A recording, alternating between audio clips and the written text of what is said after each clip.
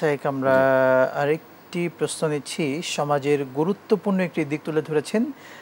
চাঁদাবাজির ব্যাপারে ইসলাম কি বলে? আসলে আমাদের দেশটি, আমাদের সমাজ তো চাঁদাবাজিতে হ্যাঁ, সত্যি ভরপুর। একজন স্বাভাবিক ভ্যান চালক, হুম। তাকেও কিন্তু চাঁদা দিয়ে ভ্যান চালাতে হয়, বা যে রিক্সা চালক কিংবা যে একটা টং দোকান, ছোট দোকান নিয়ে বসেছে, তাকেও কিন্তু চাঁদা দিতে হচ্ছে। তো সেই ভদ্র চাঁদাবাজি যারা করে, তাদের উদ্দেশ্যে আসলে ইসলাম কি বলে যদি বলতেন শেখ?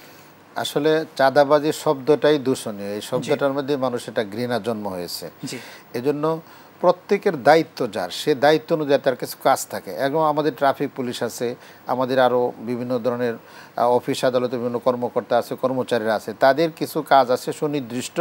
এই কাজগুলা তার করা, যেদিন থেকে সে চাকরিতে জয়েন করে তখন থেকে সেই কাজগুলা তার করা দায়িত্ব।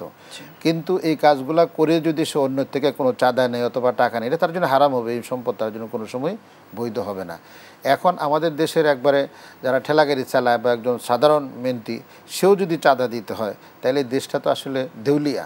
আমি মনে করি প্রত্যেকে তার জায়গার থেকে যদি সে পরিশোধ করে, তার দায়িত্বটা সে পালন করে, চাঁদাবাজির প্রশ্নই আসে না। ইসলামে চাঁদাবাজিকে কোনো সময় উৎসাহিতও করে না এবং এটাকে হারাম করেছে। জি, আর বেচা কেনার ক্ষেত্রে তো হচ্ছে মুবাদালাতুল মাল বিল মাল বি তরাদি, সম্পদের বিনিময় হবে, তবে উভয় পক্ষের কি তাকে সন্তুষ্ট থাকতে হবে। জি, এই ক্ষেত্রে যদি ঘুষ দেওয়া, চাঁদা দেওয়া, বকশিস দেওয়া, যে বকশিসের মাধ্যমে তার দ্বারাতে কিছু অর্জনের সুবিধা রয়েছে, ইভেন ঋণ প্রদান করা, কেউ যদি ঋণ প্রদান করে এই উদ্দেশ্যে যে আমি তাকে ঋণ দিচ্ছি, সে হয়তো কী করবে, আমার কোনো উপকার করবে। জি, এইরকম জাকাতের টাকা কাউকে দেওয়া, যে আমি তারা জাকাত দিই, সে হয়তো আমার প্রতি কী থাকবে, দুর্বল থাকবে। জি। এই সমস্ত চিন্তা করে যদি কেউ চাঁদা নেয় অথবা এই টাকা নেয়, লেনদেন করে, তাহলে এটা সবটাই হারাম এবং টাকার সে মালিক হবে না, গুনাহগার হবে। এই টাকা সে যেখানেই দিবে গুনাহগার হবে এবং দুনিয়ার বিপদও তার সামনে থাকবে, পরকালে তো কঠিন শাস্তি আল্লাহ তাআলা তার জন্য নিঃসন্দেহে। রেখেছেন। শুকরান এই জন্য জাযাকাল্লাহ। চাঁদাবাজি কোনো সময় গ্রহণযোগ্য না এবং এটা কোনো সভ্য সমাজের কাজ নয়। আল্লাহ আমাদেরকে বুঝার তৌফিক দিন। আমিন।